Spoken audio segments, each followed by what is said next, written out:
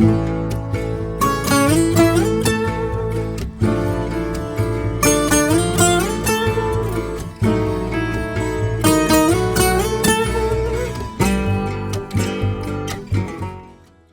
Robin, today is a really big day, and we've been quite excited about this for quite a while now, because the album is being released. For the Love of George, which is an album I made of George Harrison's songs, recorded on 3 of George Harrison's guitars in George Harrison's house. You're talking about the guitars from the Beatles, like? Yeah, 3 of George's Beatles guitars, original ones.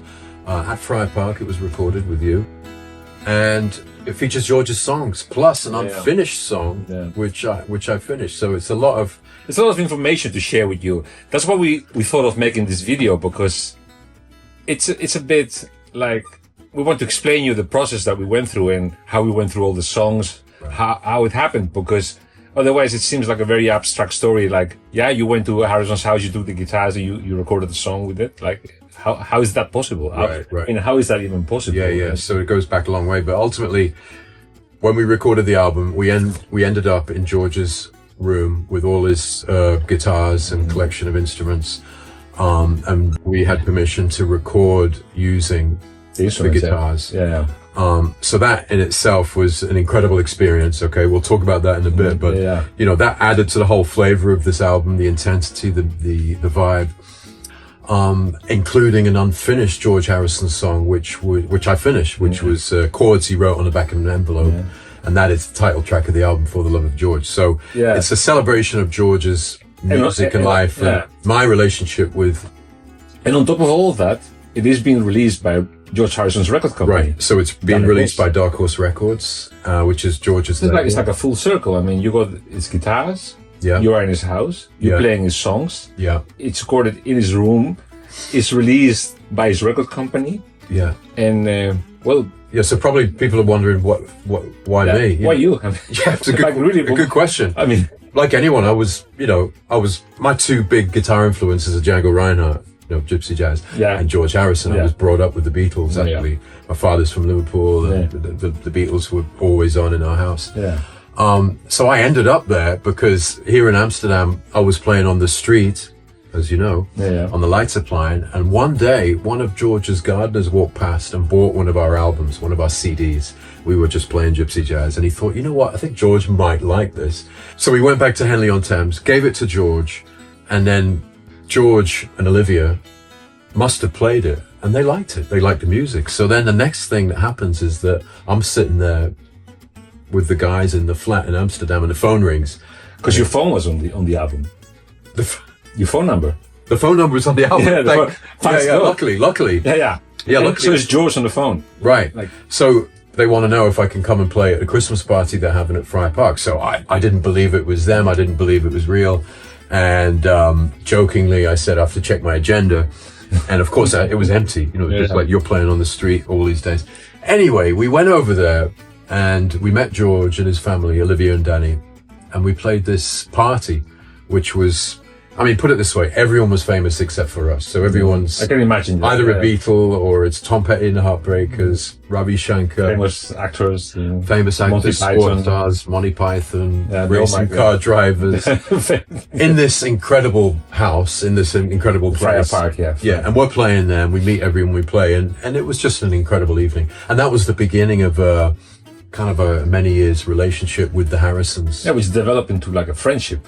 Exactly. So you ended up playing for weddings, for Christmas parties, for many different things. Yeah, it's kind of like we became the house band. If there was an event at Friar Park, we were there with the guitars in the garden or in the house, and we become like we had that relationship with George, Olivia. Yeah, but I mean, because I think that your music obviously comes from the tradition of Django Reinhardt, which is the gypsy jazz style. Yeah.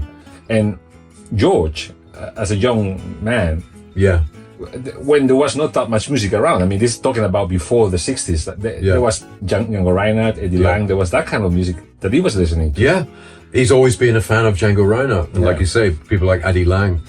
And I think this music took him back to that. And you know, he's in the rock and roll world and all that. And then this music, there's not many people playing that kind of music anymore. No, and it's got a real charm, and I think you know, a nostalgia to it, and it just fits perfectly in those kind of parties as well. You know. No, but he was always taken by your music because I remember you telling me about that after going there back for 3 or 4 times, suddenly you realized that your CDs were actually in this jukebox. Unbelievable. He's got a Wurlitzer jukebox, and our CDs ended up in there along with all his other favorite music. So it was quite an incredible feeling, to be honest. And then the next day we were back here on the street, you know. Back to the street again. It was this amazing inspiration, which it still is to this day. Yeah, but the most incredible thing about this story is that even after George Harrison passed, you still kept going back to the house. That's right. So it wasn't like it stopped then. No. Yeah, no.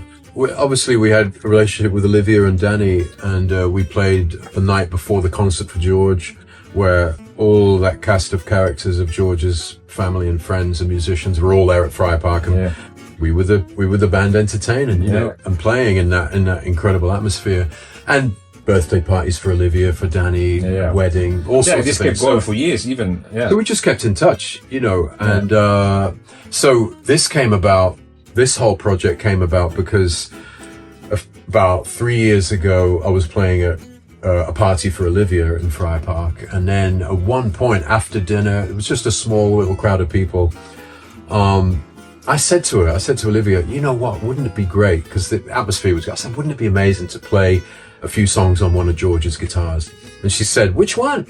And I said, well, the Ramirez then. I said, the Spanish guitar that he used on Anna Lover. So she went upstairs. Next minute, I'm standing there with the Ramirez, and then I'm with the guys. And then, of course, we play, which was the song. You always to play on that guitar, So we played the rest of the evening with that guitar. So I had this ridiculous feeling of channeling, you know, being in George's house, playing his guitar, playing the same notes that he played with his fingers, in this beautiful little party. So that was the kind of where the idea came to me, because later that evening I was with Olivia and we were just talking about music, and I said, you know, I've always had the idea to do a gypsy jazz style album of George's music, but wouldn't it be next level to actually record it on George's guitars? And she thought it was a great idea, and that idea crystallized. The idea was born that evening with Olivia in Friar Park playing the Ramirez, and then the thought of, wow, not only record George's songs, but on his guitars it would be an extra layer of awesomeness. And then Olivia thought it was a great idea, but you know, it takes some logistics and sorting out. In the meantime, you know, I was back here making the arrangements of the songs, getting it all ready. Prepared, and that's also when Olivia texted me the picture of the envelope, which had George's handwriting with some chords on it, B minor, F sharp. It was like an arrow and a bit crossed out. And she said, why don't you take a look at these chords, play them, see if you recognize them. Maybe it's something George never released, or maybe it is. So I thought, well, I don't know. So I looked at the chords, and then I kind of put it on my computer really big. Blow it up. I was like, is that B minor? And then, does he mean F sharp or F sharp 7? Anyway, I really got obsessed with it, and got, you know, when you see someone's handwriting, it's quite personal. And I worked out in the end what I thought he meant with the chords. So I made a chord scheme, and then I was looking for a melody, and then I kind of carried on playing the chords. And then I heard George humming a melody, a beautiful melody. And I thought, oh, that's it. It's so simple. That melody goes over the chords. So then I wrote the melody, and then I quickly made a version, sent it to Olivia, and thought, what do you think of that? And that was a bit nerve-wracking, because she might have thought, well, it's like a new George Harrison song. Yeah. She texted back and said, it sounds so George. Yeah. And of course it does, because it's George's chords, and there's a few changes in there which are really unique to George. A couple of the moves, harmonic moves, which are in his style. In his style, you recognize the way he writes the songs. Yeah, absolutely. But I like the fact it's in B minor, which is, I don't know any George Harrison songs in B minor, so that was really cool. And then the melody I made is, you know, just is in keeping to his kind of musical thing as well. So we had all the music prepared, and we made the backing tracks at your place. And then we ended up going over to Friar Park, and that was the big moment, you know, when we were going to do this whole recording.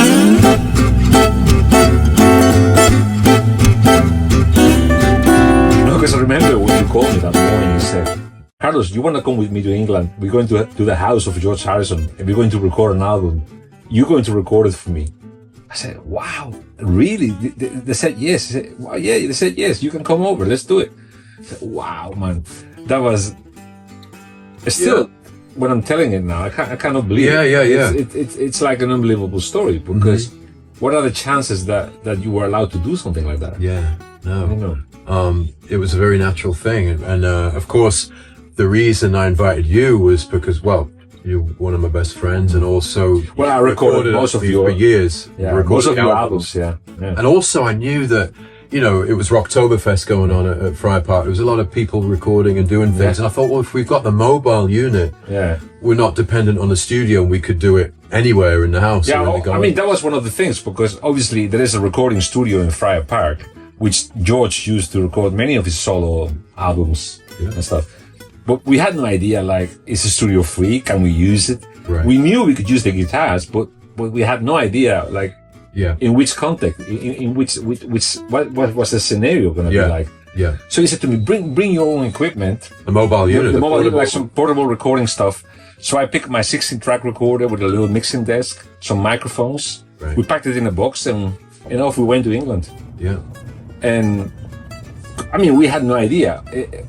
What was it going to be? Like, I thought my idea of this was going to be that we get to Friar Park, they'll put us in a room somewhere, and some guy will come and bring that guitar, and just, here's the guitar, you can use it, and please give it back again, or something like that. Of course. But it wasn't like that. Right. So because there was things going on in the studio and in other parts of the house. We ended up in the room, in George's room, you know, where all the guitars are. There's the heart of his musical world, So we're surrounded by his presence with his instruments. And that was quite an amazing thing, because then Danny said, well, just record it right here. Okay, then we start recording, and it's like... Well, no, I mean, I remember we set up all the stuff. We put the equipment together. I put the mixing desk, the cables, the microphones, everything was ready to go.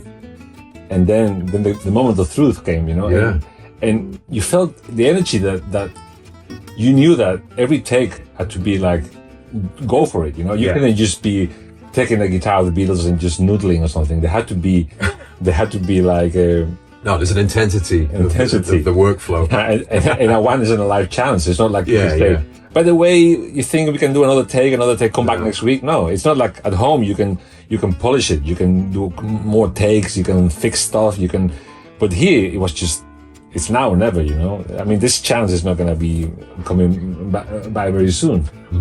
So I remember you sat down and everything was ready to go, and you said to me, let's start with a Gibson, with a J160, which is the famous Gibson with a pickup. Right. The one that they used on most of the Beatles. It's actually the only guitar to be recorded on every Beatles album. I remember suddenly you're there, you have a guitar in your hands. The action is actually really high, like old strings as well. Like the strings have been there since George's time, I think. Like, it's a tough guitar to play, but it had a big soul. Big soul. We got an amazing sound out of that guitar.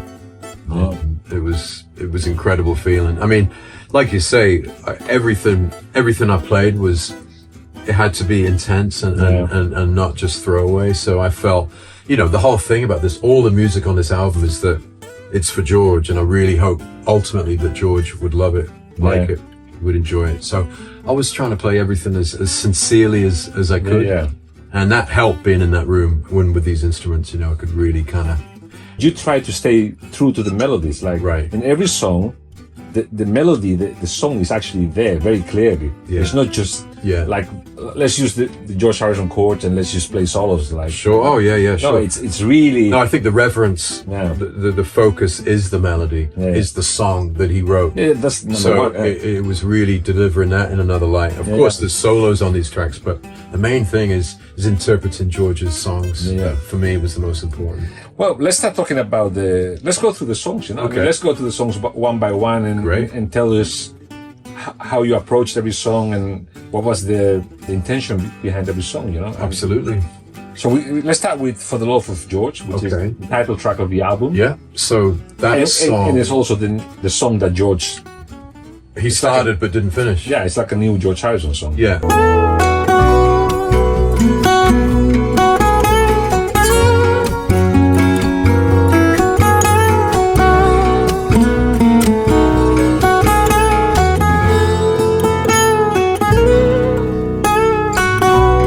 Okay. Yeah, so that's the chords that were on the envelope that Olivia texted me. Yeah. And then I deciphered the chords, thought, what does he mean? Yeah. Oh, that's what he meant. Made the chord sequence and then wrote the melody, which I could hear George humming. That's how it came to be. And the chord sequence, you know, like I said, it's got a few kind of George things. I mean, just a simple, it's in B minor, and then the second chord is F sharp, which is the 5, you know, so 1 to 5. But if you play it, and then the 5, it's got more of a George vibe. So there's little nuances in that song everywhere, actually. The choice of chord voicing was really important. And there's little bits of the melody and the chords which really sound like George.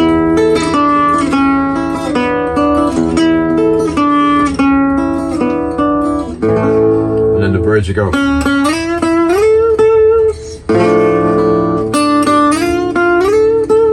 So it's Indian flavor. It's got Indian flavor. Yeah. So I think that song's got obviously a lot of George, and then the sounds that he liked, the Indian kind of sound, and obviously it's got jazz and blues in that song as well. Yeah.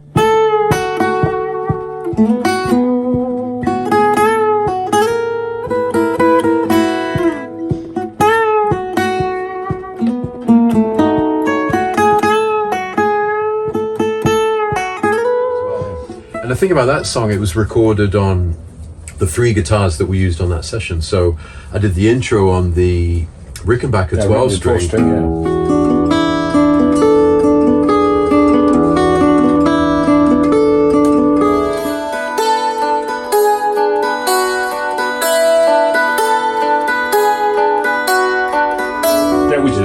We started Rickenbacker, actually, apparently was the first 12-string electric Rickenbacker ever made. Right, okay. And they made it for John Lennon.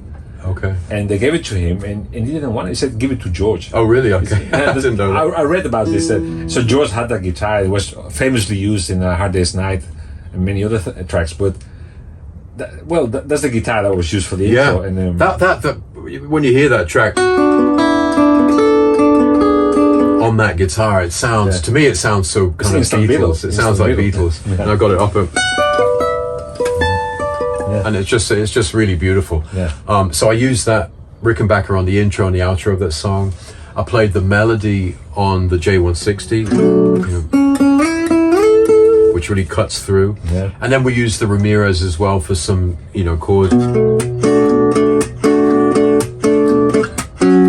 So you have all 3 guitars. So all three guitars are on that track, and it's the track which was basically the chords are from George and the melodies from me. So it's kind of like a brand new song.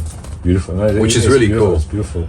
So that's the opening. That's the title track. It's the title track. It's the opening track. It kind of sets the scene, really. Yeah.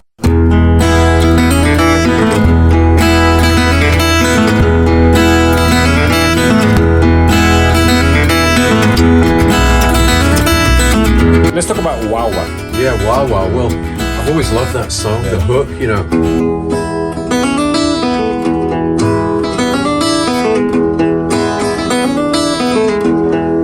And I think it works really well on acoustic guitar. Obviously, he wrote that song, on a Strat, probably with a wah wah pedal and all that stuff. And actually, he wrote that song when he temporarily left the Beatles in whatever year it was. He kind of stormed out. He was a bit pissed off with the boys, and he got back home, and he just kind of probably set up the guitar. Yeah, because and wah wah means also like a headache. Yeah, in George's language, it means a headache. So having a wah wah is kind of like, oh, what a pain, Yeah. And he was referring to the guys back in the studio. Yeah. So that's the thing behind that tune. But that tune just rocks. It's just it's just killer. Yeah. And using the J160 on that track and making it kind of.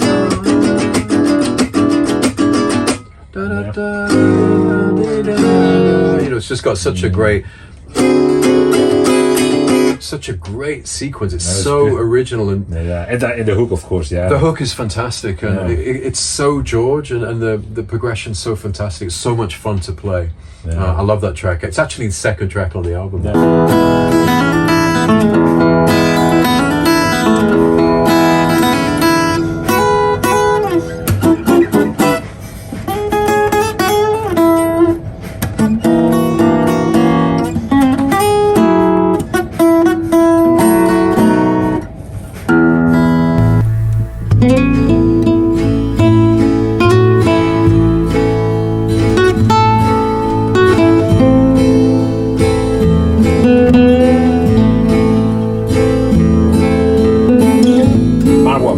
Marbar Blues. So this is a song I love. It's from the Brainwashed album, which was George's final album. It was released after his death. Yeah, so it was finished by his son, by Danny and Jeff Lynne. Yeah, they finished the album, and there's a track on that album which stands out for me. It's an instrumental actually called Marbar Blues, and Marbar is a sunset raga. Yeah. So it's got this whole Indian vibe from George, but he plays it on his gorgeous slide, you know, like only George can. Yeah. And it's just so deep and spiritual, that song. So I've always wanted to do Marbar Blues, and I used the Ramirez in the intro. By the way, Danny Harrison plays on this track too. Yeah, he's a special guest. And he uses the same guitar that he used on George's original recording. The tenor, right? It's the Everly Brothers guitar. A tenor guitar. It's a tenor guitar. Yeah, I think so. Four string. Yeah. So he kind of sprinkles. It's very crispy and high. And he sprinkles his harmonics, and he does the rhythm really beautifully. That definitely adds a kind of another layer. Yeah. And also, you know, for guitar nerds, it's like, you know, the same guitar he used on George's version. Well, that song actually won a Grammy for Best Instrumental. When it was rightly released. so. It's a beautiful song. Absolutely gorgeous. So really, that's kind of a long track on this album. It really went deep and let it kind of flow, and it's really slow. We got the Ramirez, and then I switched to the Gibson J160, and it's a really deep track, and it's got some kind of those the kind of, you know, little bits of Ravi kind of style. It's almost like a sitar. I kind of like that kind of sound, which really came out on that Gibson. So that track is pretty just luxurious.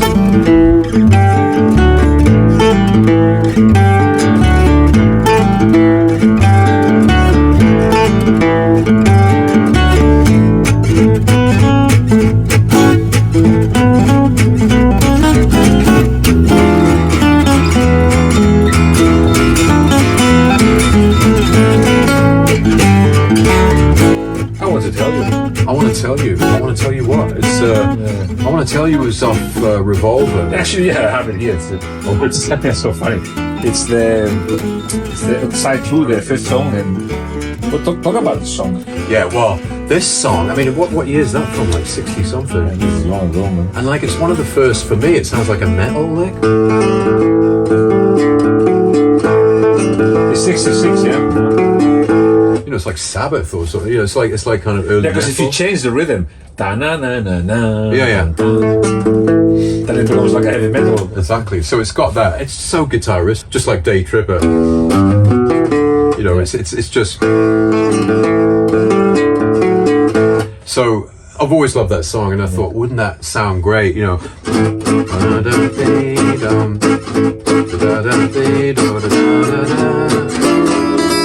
You know, so we swung that tune, we kind of crisped up the tempo a bit, and I think it really works. That song sounds really great, and the solos are over a blues, and it really swings. We just made a real swinging version of that song, but I think it's a beauty.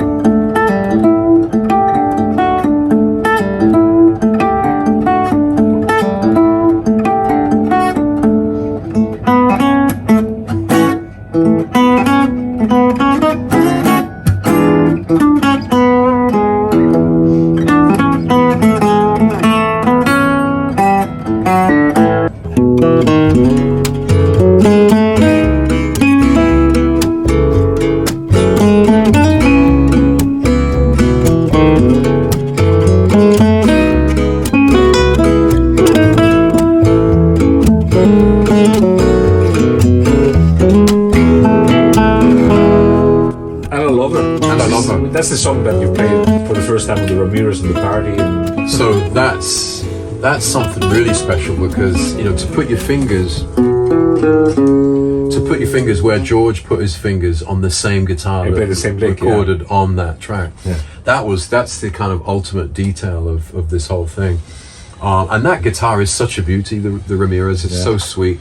And we've played that song for years in the trio. We play that, you know. So we played that forever, and it's always one of our favorite songs in the set that we play. So to have the opportunity to record it on the Ramirez was just awesome, and I think it sounds I mean, you did a great job with the sound because the mic in that Ramirez, it sounds glorious, doesn't it? Very close and warm and really warm and gorgeous. And again, like we spoke before, like the melody, you're really true to the melody and the lyrics. You sing in the song. Which yeah. Because I mean, for many guitar players, it's kind of a trap that you instantly fall into just noodling around and playing some licks and stuff. I mean, all guitar players do that. You put the chords and then you just go. But you're not doing that. You're actually you're listening to the song. You're doing it justice. I think, like I say, I hope to do that all the time, but especially in that room in George's house, I really felt responsibility to play his music. Yeah. I mean, you don't want to just go there and get those guitars and just fiddle some bullshit things on it. No. You want to. I mean. Because the whole world is watching you. I mean, exactly. Because everybody's going. But why does this guy get the guitars? I mean, out of all the people in the world, you're the guy who's going to go into the house and do this because it hasn't been done before. No, I mean, no. It's a responsibility to be honest. It feels like a responsibility, and I'm so happy the way it come out. Because I really don't know if anybody else has done this before. Yeah, who's going to actually use those guitars except George himself. Yeah, no. So I'm so happy that it came out so well.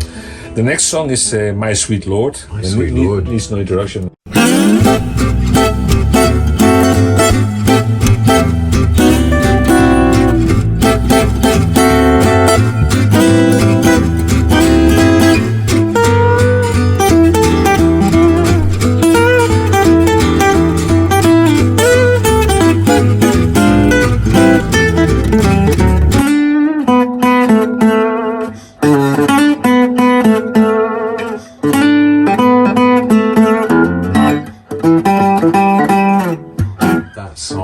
Gigantic. Phil Spector, the whole thing.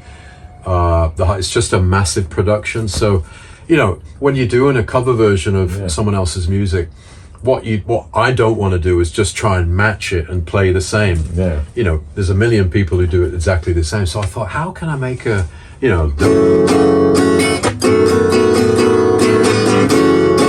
starts with that, and it's in that key, which is F sharp to B sharp.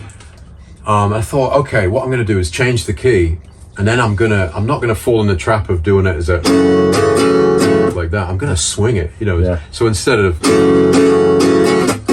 I'm going to go, which is the same chord progression, but it's kind of like, it doesn't sound anything like it. Yeah. So we use obviously the same chords that George uses, but as a swing tune, and then the melody, I played the melody, And it just, that song swings like crazy. It's just a melody. Yeah, it's kind of.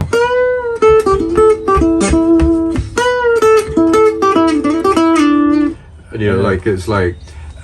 it just swings along with that, with the chords and everything. And this is also from the first solo album by a Beatle. I mean, this was the actual, the first solo album that Beatles released, and it became a massive success. I mean, number one. Yeah, everywhere I think. I mean, and a dedication to Krishna. His whole love of Krishna and the whole thing. So it's a very spiritual song. But we absolutely do such a cute gypsy jazz version of that one, and it just works.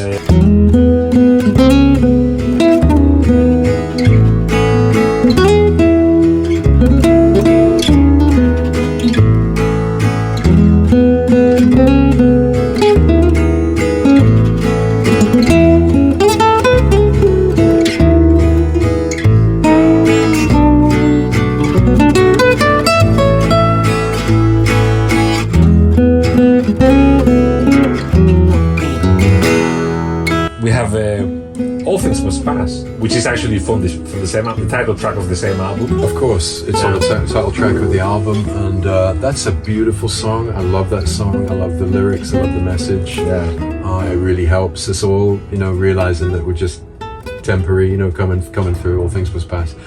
And again, like all these songs, it's like the original is kind of.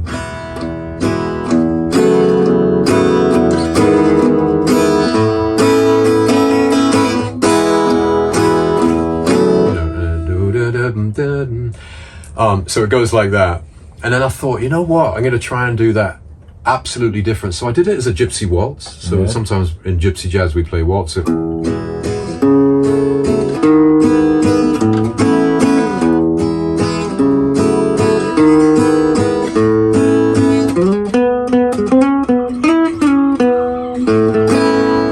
It's got this whole kind of delicate gypsy waltz style to it on the Ramirez, and and again it just works. It's just got this. It's the same song, obviously, but it sounds completely different. No, that is a really great cover version of that song, because even inspired me to play that song as well in the style that you play it. Right. I do a little version as well for myself. Just, and it's a great tune. It's just.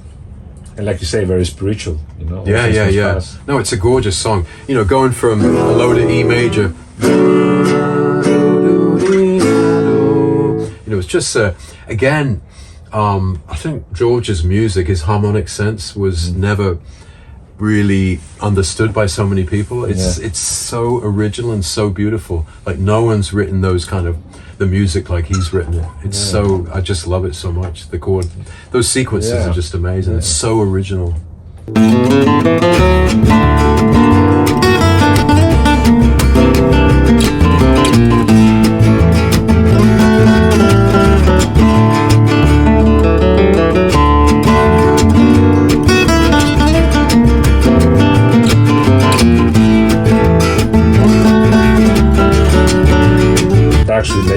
Which he wrote for Olivia Harrison. Who's the Dark Sweet Lady? Well, it's Olivia, and this is a beautiful song which he recorded in the late 70s, I think. And he also recorded it on the Ramirez. He does a little solo on the original Dark Sweet Lady using with a little Mexican flavor, like. So obviously it's got that whole Mexican flavor, and it fits with the gypsy jazz.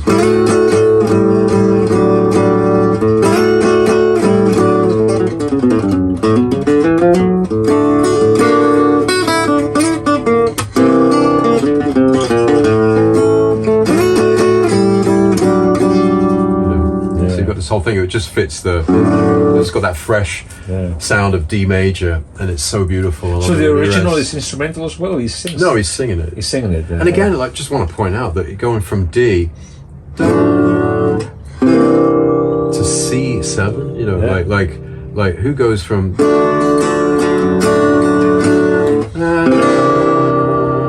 doesn't that sound like George? Yeah, and that's again what I love about his music. It's so original, and it's not just predictable like pop chord changes. So that song fits perfectly with the trio kind of sound, and we use the gypsy bossa, and it's just gorgeous, and obviously dedicated to the wonderful Olivia Harrison. Yeah, it was funny because after then he came back from London. He said, guys, you need to wrap it up for today, but tomorrow if you guys want you can come back and keep going. Right. So I said, wow.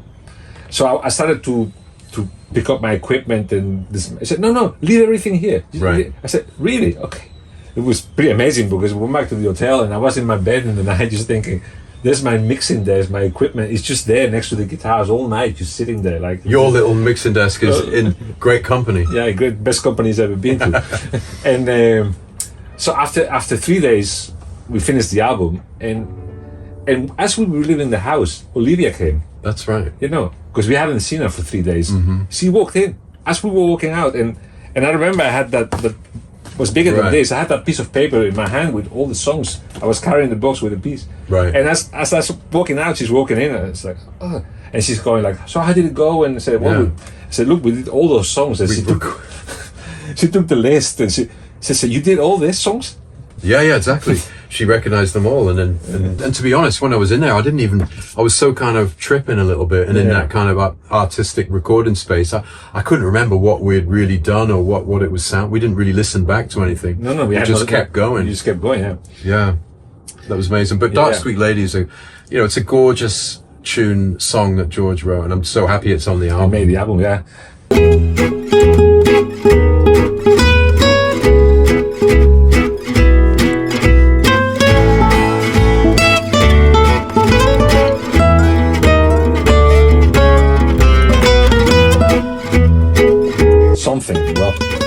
Something, I mean, what a gigantic song. It's probably, people are saying that is the most beautiful ballad by the Beatles.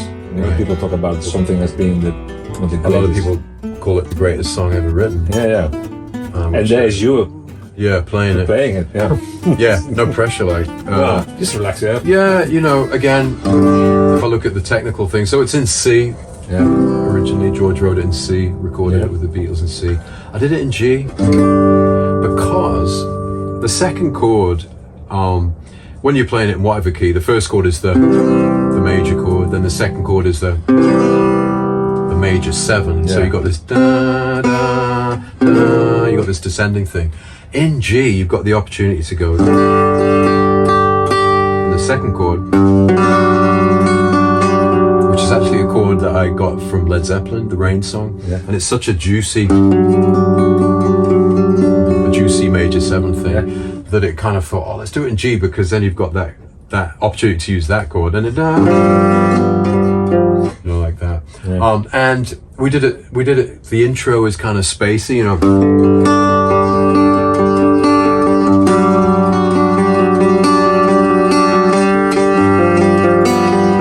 like that, and then we go into for the bridge,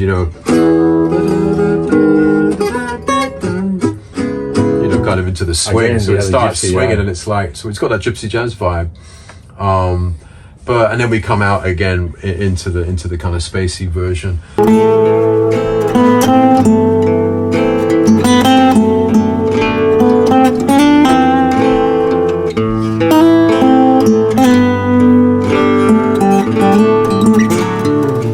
While My Guitar Gently Weeps, another gigantic Beatles song.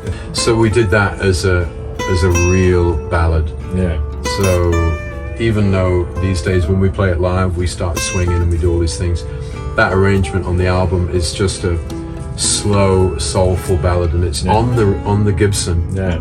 I think it was the first tune we recorded on the Gibson. Maybe if you listen closely to this track on the album, you hear this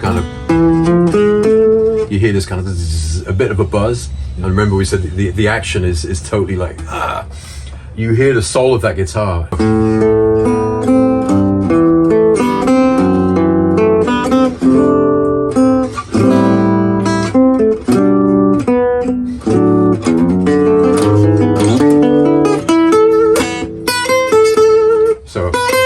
Kind of going for the ballad kind of feeling. Yeah. But a lot of response. It's a big tune, and it's just my humble version, a ballad, just deep, and didn't really no showing off or anything. It's just kind of really sincere. Well, I think George would have loved it.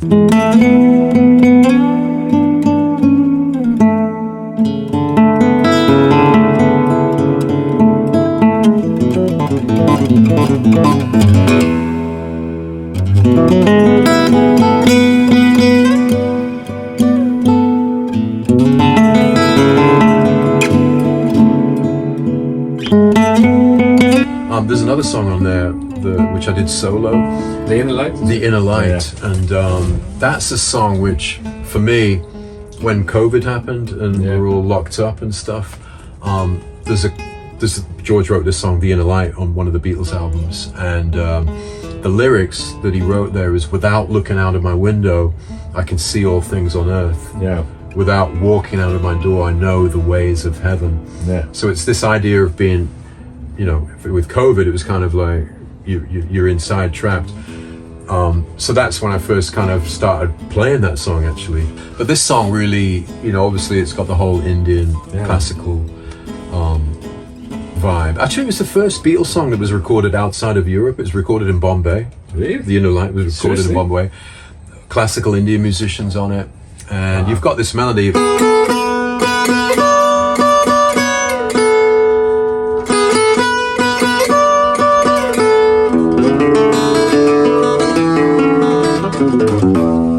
So I kind of did a solo version, which kind of, I don't know, it just goes deep, and those kind of like.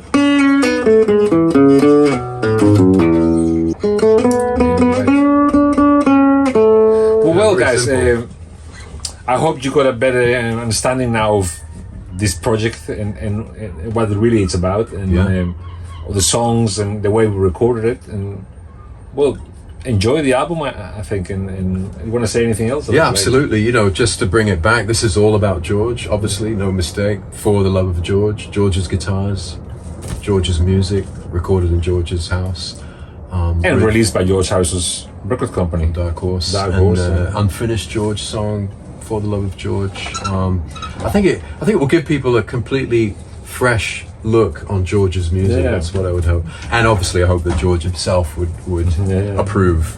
You know, it's magical. I mean, it's more than you could ever dream of, you know, like to have all that, all like in one album, you know. It's pretty spectacular, I think, you know. Also, it's beautifully recorded, man. But you should be proud because you did. Check out the sound. You did a great. You did it justice, you know, and